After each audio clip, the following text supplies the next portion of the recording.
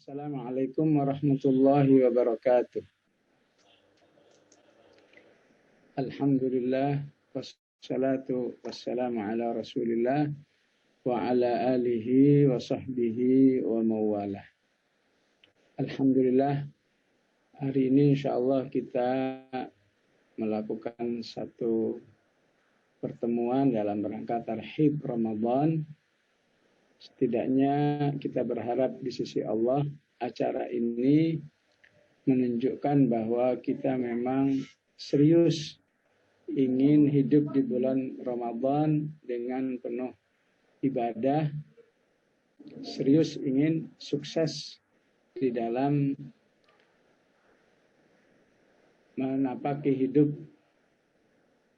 bulan Ramadan besok.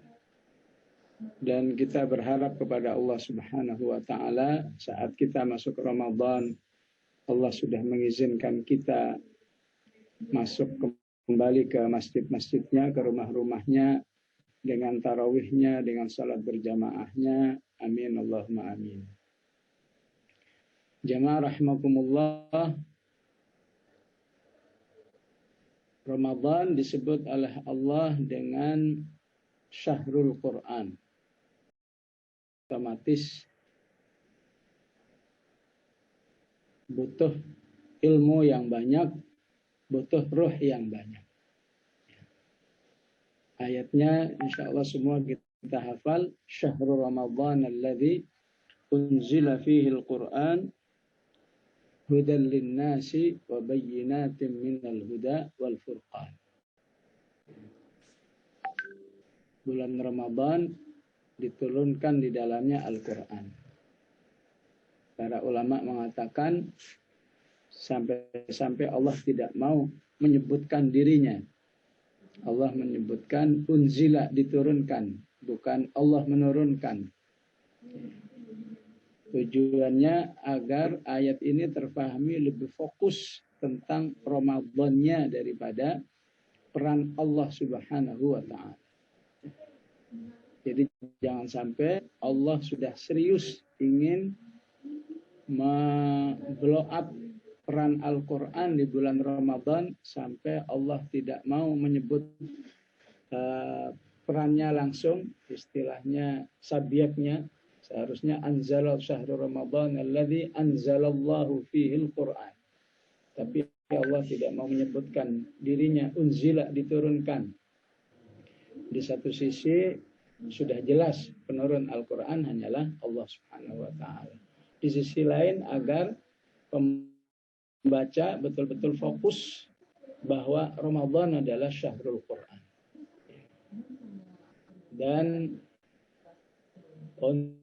untuk hidup dengan Al-Quran, Rasulullah SAW berulang-ulang mengingatkan pentingnya modal imanan wahtisaban. Dan seluruh rangkaian agenda Ramadan pada hakikatnya butuh imanan wahtisaban.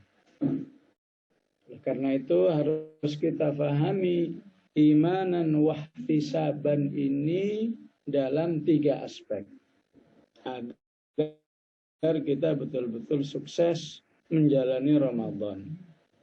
Imanan wahtisaban ma qabla Ramadan.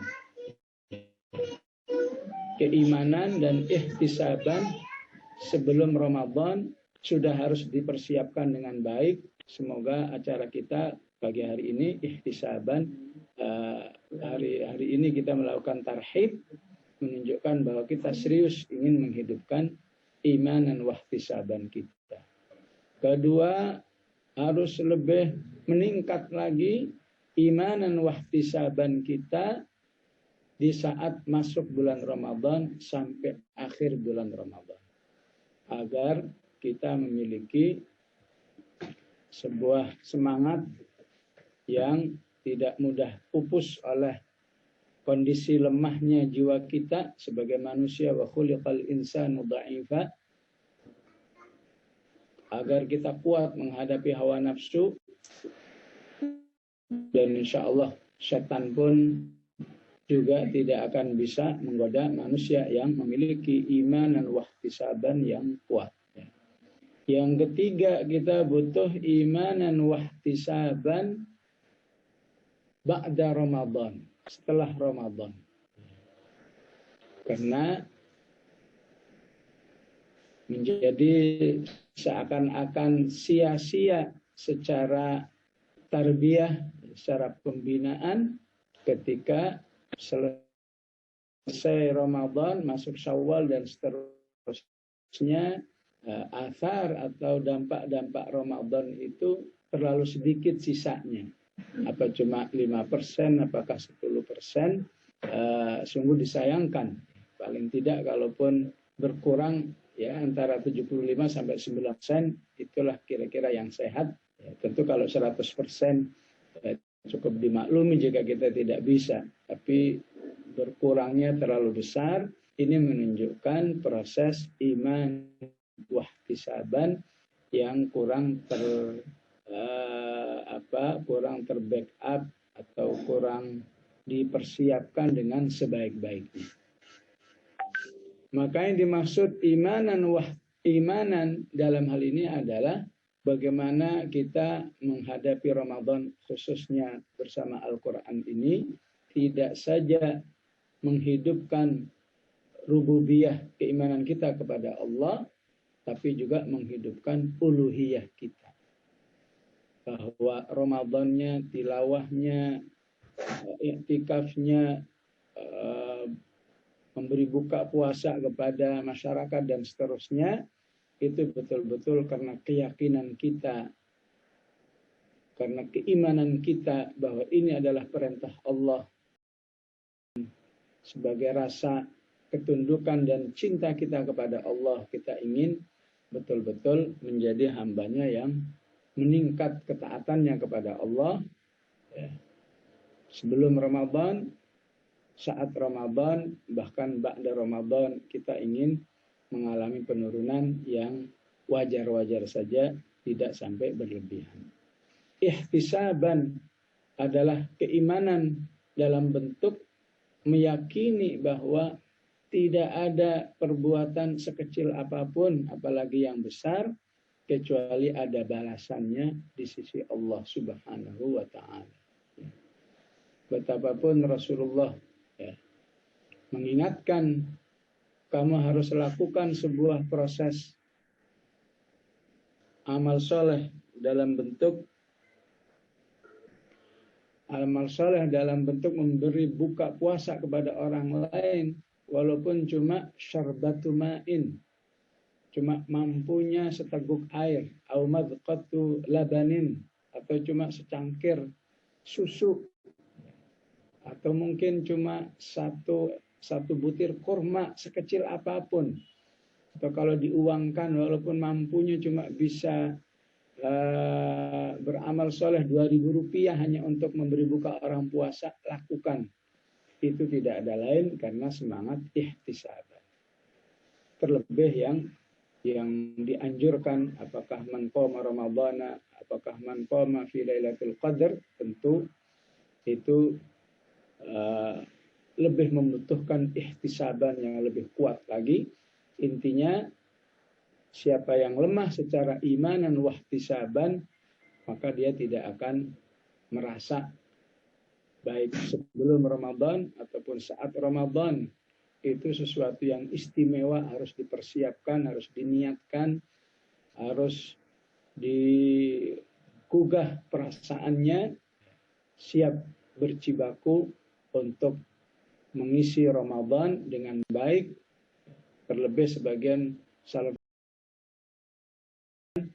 hidupkanlah perasaan kalau Ramadan ini adalah Ramadan terakhir bagimu, sehingga kamu bisa, Ibnu Qayyim istilahnya menggambarkan seperti orang yang sedang memacu kudanya, yang semakin hari semakin kencang, dan ketika menjelang finish alias masuk asyrul awakhir, maka biasanya penunggang kuda ketika menjelang finish otomatis akan lebih menggesah kudanya agar lebih berlari kencang lagi, ini hanya akan ada semangat seperti ini bagi yang terus menghidupkan imanan wah. Bahkan dengan semangat ini, otomatis seseorang tidak akan dengan begitu gampangnya menyia-nyiakan Ramadan dengan meninggalkan apa yang sudah dilakukan Ramadan saat masuk bulan Syawal dan seterusnya. Dari tilawah 1 juz kemudian tidak membaca sama sekali, inilah sebuah penyanyian Ramadan. Dari Qiyamul Lail 11 rakaat kemudian hatta 2 rakaat tidak melakukan, itulah penyanyian Ramadan atau penyanyian imanan wahtisaban. Maka otomatis untuk bisa imanan wahtisaban dibutuhkan ilmu dan ruhiyah yang baik. Ilmu yang terus meningkat, walaupun pertemuan kita sebentar, tapi berharap insya Allah ini telah terjadi peningkatan, karena insya Allah Ramadan sebelumnya, tahun-tahun sebelumnya kita juga tidak henti-hentinya menghidupkan tarhib Ramadan. Ikhwan dan akhwatillah rahimakumullah, ya.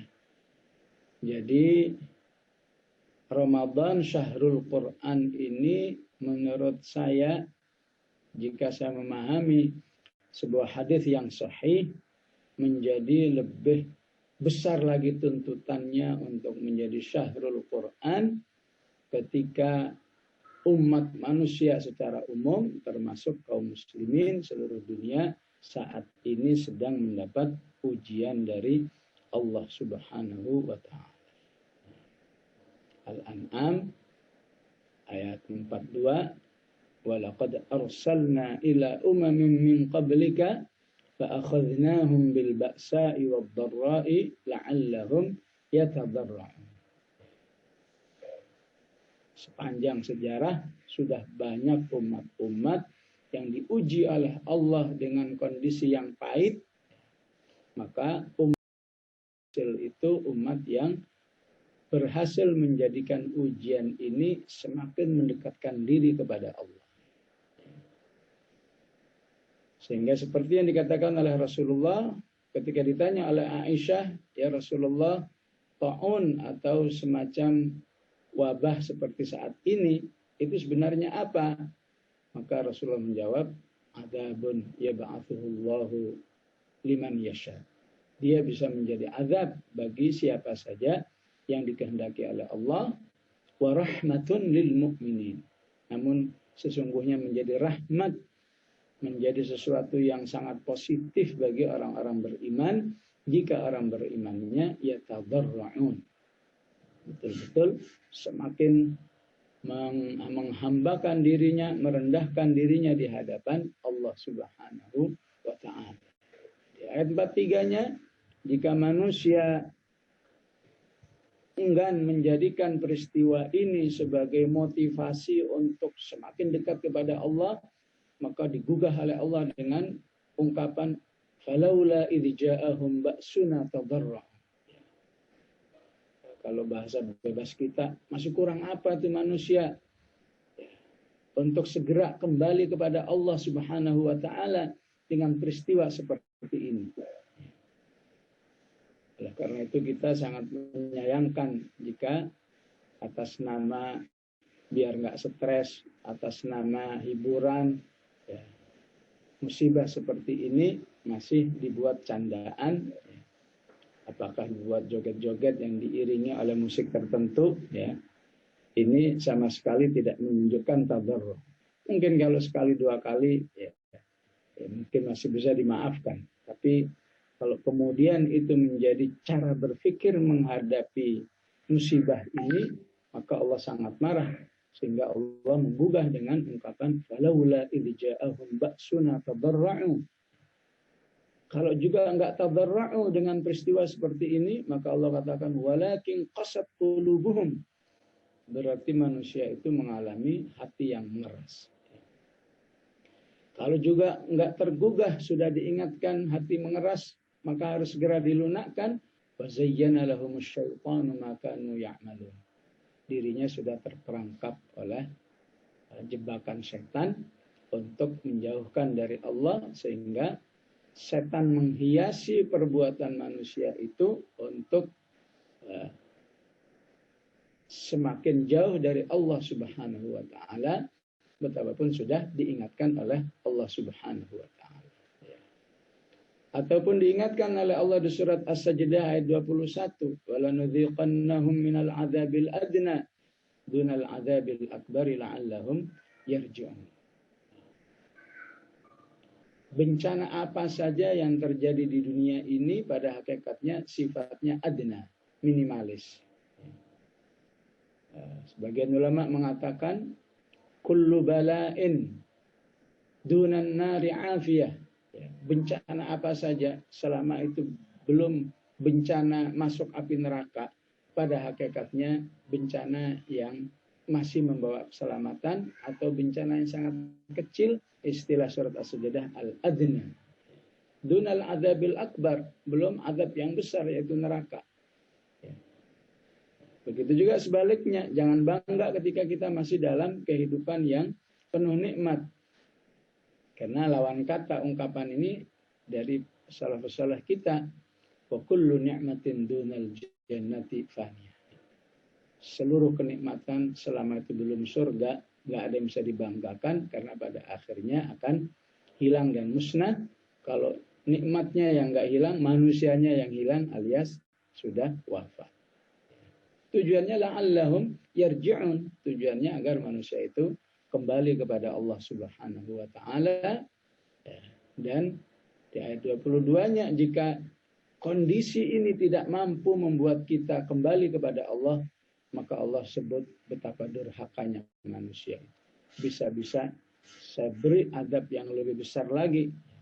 Wa man adzlamu mimman dzukira bi ayati rabbih thumma a'rada anha inna minal mujrimina muntaqim.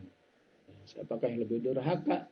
Diberi peringatan oleh Allah, namun dia tidak peduli, dia menjauh, dia tidak menjadikannya sebagai sarana untuk kembali kepada Allah. Betapapun dia melihat betapa lemahnya manusia, betapa lemahnya sebuah negara menghadapi COVID-19 ini, juga nggak mau kembali juga kepada Allah. Maka dialah orang yang paling durhaka dan akan kami tambah siksaannya. Nah, jamaah rahimakumullah, dua ayat inilah Sajdah dan Al-An'am sudah lebih cukup untuk membuat kita berada dalam kondisi iman dan wahtisaban, ya, yang apakah ideal, apakah setengah ideal, sehingga Ramadan tahun ini, la samahallah, semoga Allah nggak menakdirkan, walaupun ada kondisi-kondisi yang terbatas, tapi tidak mengurangi semangat kita untuk banyak beribadah di bulan Ramadan ini. Semangat ibadah yang seperti diungkapkan, wa ila rabbika farghab, atau diungkapkan dengan fa idza faraghta fansab. Jika kamu selesai dari satu amal, hendaklah lakukan amal yang lain. Itu terjemahan bebasnya. Tapi kalau kita melihat aslinya, fansab itu dari kata nasab. Nasab artinya lelah. Hendaklah kamu dalam beramal soleh berlelah-lelahlah, agar nanti di akhirat kamu tidak merasakan kelelahan lagi. Sebagaimana ungkapan ahli surga, Alhamdulillahilladzi adhaba 'anna al-hazan wa qalu alhamdulillahilladzi ahallana daral muqamah la yamassuna fiha nasab wa la yamassuna fiha lughub. Begitu dijelaskan di surat Fatir bahwa ahli surga akan bersyukur kepada Allah setelah masuk surga ini nggak ada kelelahan lagi. Nasabun itu lelah fisik, lughubun itu lughub, lelah yang sifatnya jiwa. Jadi lahir batin dalam keadaan rehat, dalam keadaan santai. Kenapa? Karena ketaatannya sudah dihabiskan selama hidup di dunia.